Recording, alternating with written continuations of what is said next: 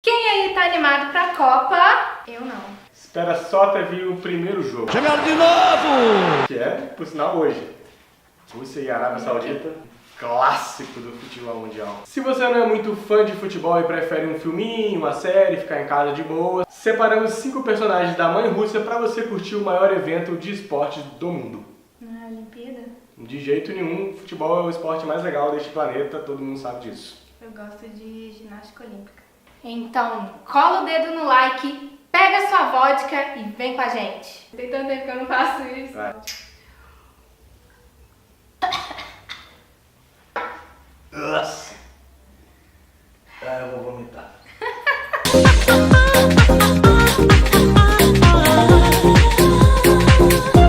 Para começar, tem um clássico vilanesco da ex-União Soviética, Ivan Drago. Só pra ter uma noção, Ivan Drago foi eleito nada menos do que o 3º melhor boxeador da franquia do rock. Não é pouca bosta, não. O Rock é o primeiro. Pô, provavelmente, né? Ele é o dono da franquia.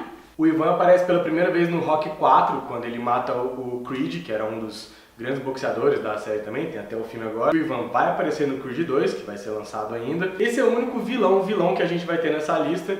E é muito fácil encontrar vilões russos em filmes e séries. Como a gente assiste muito filme americano, muita série americana, era sempre a visão americana sobre o que era a União Soviética, sobre o que era o Serviço Secreto Russo. Então, era sempre os mocinhos americanos contra os vilões russos. Não foi um período muito fácil, mas não tinha vilão nem mocinho nessa época. Eram duas potências brigando entre si, né?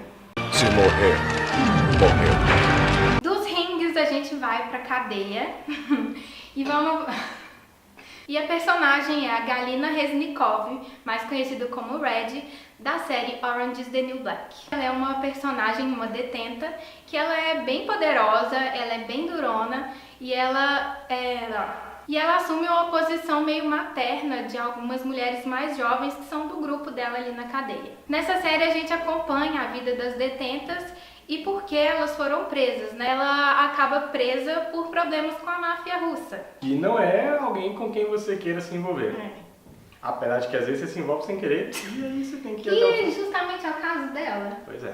Na 5ª temporada tem um flashback sobre a vida dela que é muito interessante, que é ela nos anos 70 na União Soviética, ela trabalha numa fábrica e mostra um pouquinho da realidade daquela época na União Soviética, que não pode usar nem jeans. Isso é mentira. O jeans foi inventado pelos russos. Nesse episódio a gente vê como que a Red foi parar nos Estados Unidos. O sonho americano. Quem que vai falar do... I want to look fierce. Fierce? Fierce.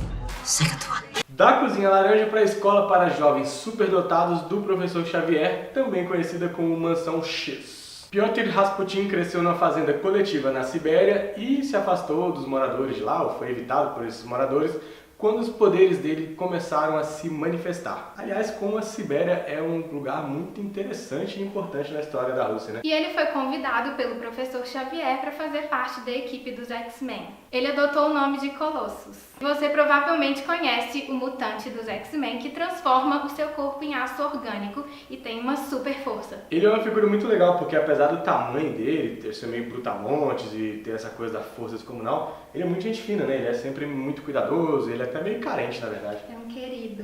Ele foi criado pelo Len Wein e Dave Cockrum em 1975 e desde então não parou de aparecer em várias produções de HQs, filmes, desenhos e etc.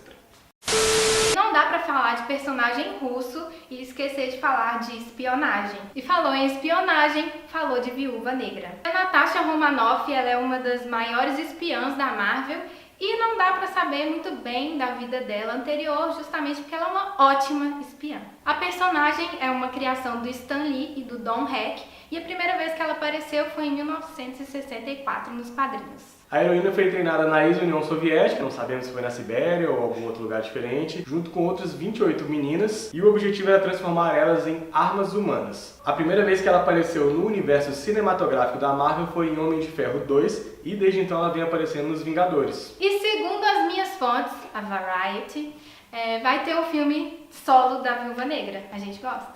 Esse é massa, se fizesse um prequel dela, né? Tipo, a vida Diz que dela. vai ser. Ah, Diz que é vai massa. ser. Mas aí são as minhas fontes, assim, não oficiais. A Marvel não quer me contar. Oh my God! Pra finalizar, um dos casais mais simpáticos da TV dos últimos anos, os Jennings. Tirando a gente. A gente não tá na TV, querido. Ai, The Americans conquistou o público e a crítica com uma trama que é de um casal tipicamente suburbano dos Estados Unidos, que na verdade são espiões da União Soviética.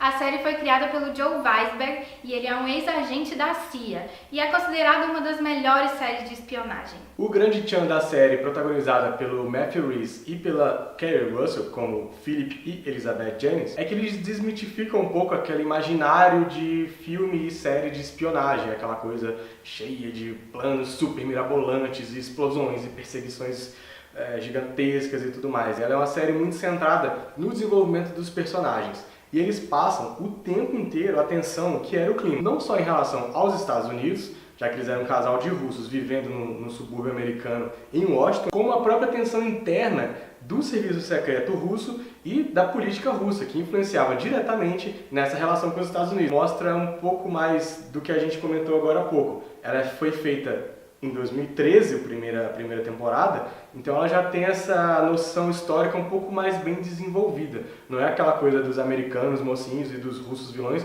ou nesse caso poderia ser uma inversão, né? Já que o casal russo é o protagonista, de mostrar a Rússia como, sei lá, uma mocinha da história, que seria bizarro, porque a gente está falando da série americana. Sim, não tem mocinho e vilão, é todo mundo num jogo político muito intricado, muito complexo, que não dá pra você dizer, ah, olha só como eles são bonzinhos e eles aqui são os malzinhos.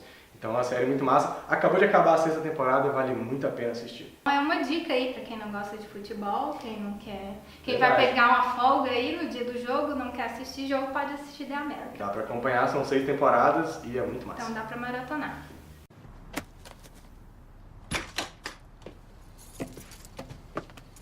Hi.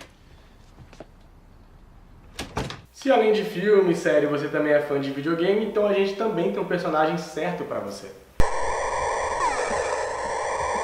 Estamos falando, é claro, de Zangief, um personagem clássico do Street Fighter. Ele tem 2,45 m, é um lutador da União Soviética, acho que também morou na Sibéria ou trabalhou por lá, e é famoso por dar aquele golpe giratório que acaba com qualquer adversário. Quem jogou Street Fighter sabe do poder desse golpe.